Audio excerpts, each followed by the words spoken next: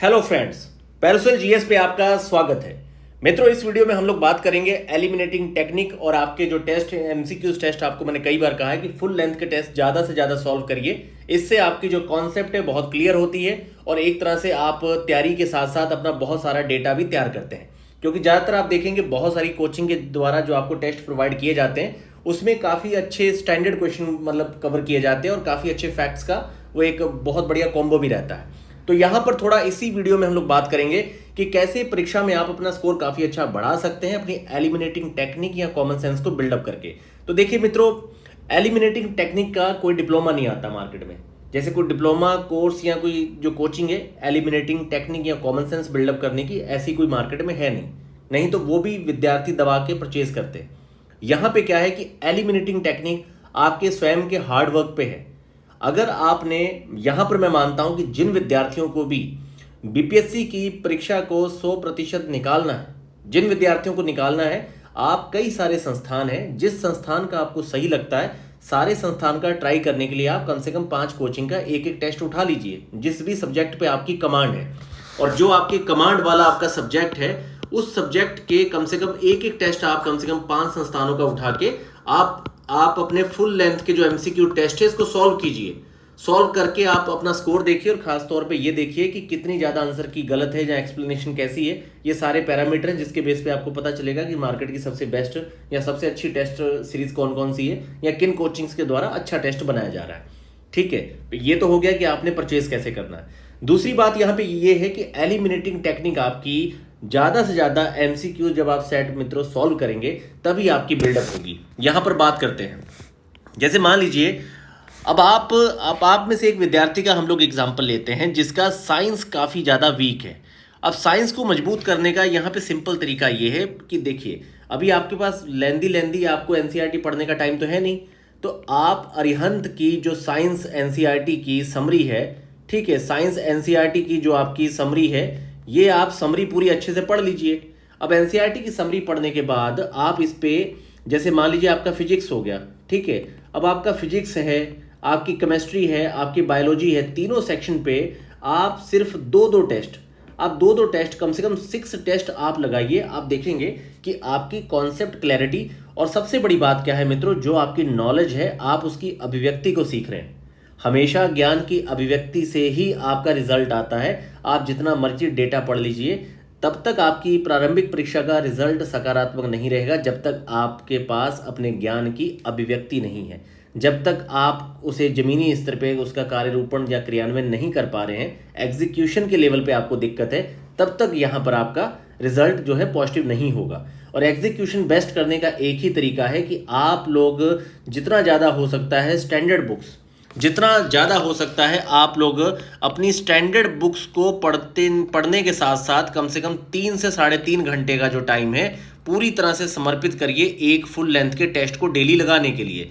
इसलिए मैं मानता हूं कि आप 60 तक टेस्ट भी सॉल्व कर सकते हैं। अभी आपके पास इतना टाइम है, लेकिन कम से कम भी आप अपने 50 टेस्ट का जरूर यहाँ पर एक टास्क बनाइए, टारगेट बनाइए, जिसमें आप अपने लिए संडे सैटरडे कोई 2 दिन ऑफ रख सकते हैं। पूरे हफ्ते में 5 दिन आप लोग टेस्ट मतलब यहाँ पे लगाइए और कम से कम भी 50 फुल लेंथ के टेस्ट आप सॉल्व करिए। और सॉल्व करने के बाद मैंने आपको बताया था कि आपके जो भी अभी फिलहाल देखिए मार्केट के टेस्ट अगर उठा के आप सॉल्व करेंगे और आपने जो आपकी स्टैंडर्ड बुक से एनसीईआरटी है आपने बहुत अच्छे से रिवाइज नहीं की, तो सीधी सी बात है कि आपके 60 70 प्रश्न गलत होंगे। बहुत बड़ी बात है अगर आप 80 का आंकड़ा भी छू रहे हैं। लेकिन मित्रों, जब आप अपने टेस्ट को लगाएंगे, आप 75 के आसपास 70 के आसपास स्कोर लेके आ रहे हैं, इस 75 को मतलब 95 लेके जाना बहुत बड़ी बात नहीं है, टफ बात नहीं है। बस आपको 60 दिन की बहुत तगड़ी डेडिकेशन देनी पड़ेगी।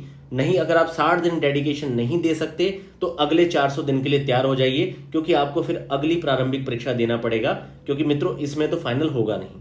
ठीक है, सीधी सी बात है। यहाँ पे 60 दिन अगर आप डेडिकेशन नहीं दे सकते, ये आप एक कागज पे लिख लीजिए, A4 साइज का एक बड़ा सा कागज लीजिए, मोटा सा एक स्केच लीजिए, उससे लिखिए कि भाई अगर ये 60 दिन इन 60 दिनों में मैं 50 से 60 टेस्ट एमसीक्यूज नहीं सॉल्व करता, मैं 10 घंटे नहीं पढ़ता, तो ये 60 दिनों की कीमत है कि मुझे 400 दिन और पढ़ना पड़ेगा। तो अक्लमंद व्यक्ति 60 दिन पढ़ना चाहेगा। ठीक है, जिसके पास अकल नहीं है वो कोई दिक्कत नहीं, वो हर साल ही ट्राई कर रहा है, नहीं हो रहा। तो आपको यहाँ पे अपनी डेडिकेशन देनी होगी, डेडिकेशन दिखानी होगी। मित्रों हमेशा यहाँ इस फील्ड में पड़े नहीं रहना है, कमरे पे बैठे नहीं रहना है, खुद को टास्क दीजिए। बहुत सारे लोग हैं 2-2 3-3 साल में रिजल्ट निकालते हैं। आप खुद को जब जागो तब सवेरा, आप जहां खड़े हैं, जिस एज में खड़े, अगर आपके पास अटेम्प्ट है, आप अपीयर हो सकते हैं परीक्षा में। स्वयं को एक चांस दीजिए, खुद को अवसर दीजिए और अब से आप तय करिए खुद के लिए 1 से 1.5 साल का पैरामीटर कि मुझे सिलेक्शन लेना है। और इसके लिए एक ही चीज है कि भाई आपको 10 घंटे पढ़ना पड़ेगा। अभी अब तो घंटों में मत मेजर करिए, अगर पढ़ सकते हैं, शरीर आपका साथ देता है और जॉब जैसे ही आपके साथ रिस्ट्रिक्शन नहीं है, तो भाई 14 घंटे पढ़िए। आप एक क्यों, आप 2 टेस्ट रोज लगाइए। अगले 60 दिन में आप 100 टेस्ट लगा दीजिए फुल लेंथ का। फुल लेंथ का 100 टेस्ट लगाने पे 15,000 क्वेश्चन आप मार देंगे, तो वैसे ही आप परीक्षा में 102-104 का स्कोर करके आएंगे। क्योंकि कोई ऐसी चीज होगी नहीं जहां पर आपने सारी चीजों को बहुत अच्छे से नहीं पढ़ा। जैसे कि बिहार स्पेशल है, करंट अफेयर है, साइंस है, हिस्ट्री, पॉलिटी, ज्योग्राफी, सारे सेक्शन पे आपकी कमांड बहुत अच्छी हो जाएगी।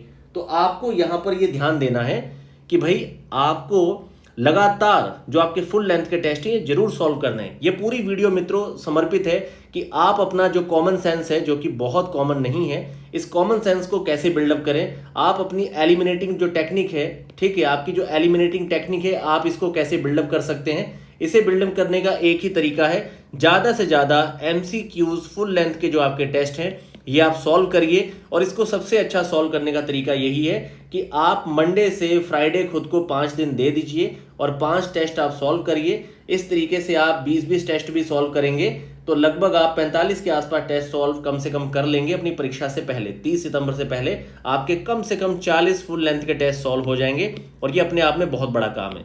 इसके अलावा आपको इस 3.5 घंटे के अलावा बाकी जो 4.5 से 5 घंटे हैं, आप जिस सब्जेक्ट के टेस्ट लगा रहे हैं उसी का जो टेक्स्ट बुक है, जो स्टैंडर्ड बुक्स है, जहाँ मैं कहता हूँ कि जो आपके अकॉर्डिंग उसकी प्राइम बुक है, जो आपको जो लगता है कि भाई इस किताब को पढ़ने के बाद मेरे जो क्वेश्चन है वो गलत नहीं होंगे, आप उस चीज़ को प्रैक्टिस कर सकते हैं।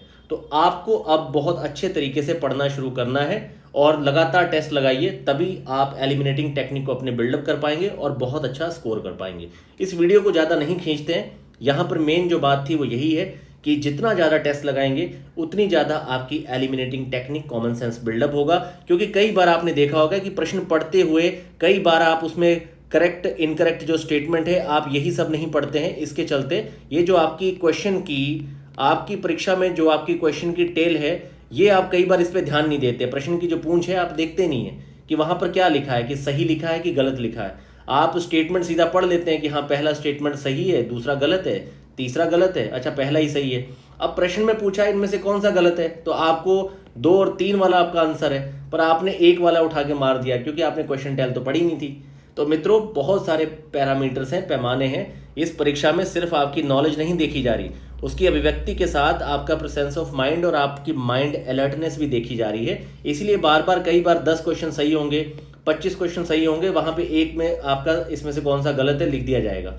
हमेशा बीच बीच में बहुत सही रेशियो में आप देखेंगे सारे क्वेश्चन बुकलेट में, लगातार कभी भी नहीं आएगा कि कौन सा प्रश्न गलत है। हमेशा 10 के बाद 1 रखेंगे, 25 के बाद 1 रखेंगे, ताकि कई बार आप फ्लो में ये चीज़, मतलब कि आप इतना तेजी से क्वेश्चन को सॉल्व करते हैं कि आप क्वेश्चन टेल पढ़ना ही भूल जाते हैं और इससे भी आपके 3 से 4 क्वेश्चन गलत होते हैं और निगेटिव मार्किंग के साथ 5 क्वेश्चन तो यहीं पे हैं आपके। सिर्फ सही से नाम पढ़ने से ही 5 क्वेश्चन गलत हो जाते हैं। आप समझ के देखिए, ये छोटी छोटी बारीकियां हैं जिन पे आप ध्यान देंगे तो परीक्षा में निश्चित रूप से आपका सिलेक्शन जो है, चयन है, वो होगा।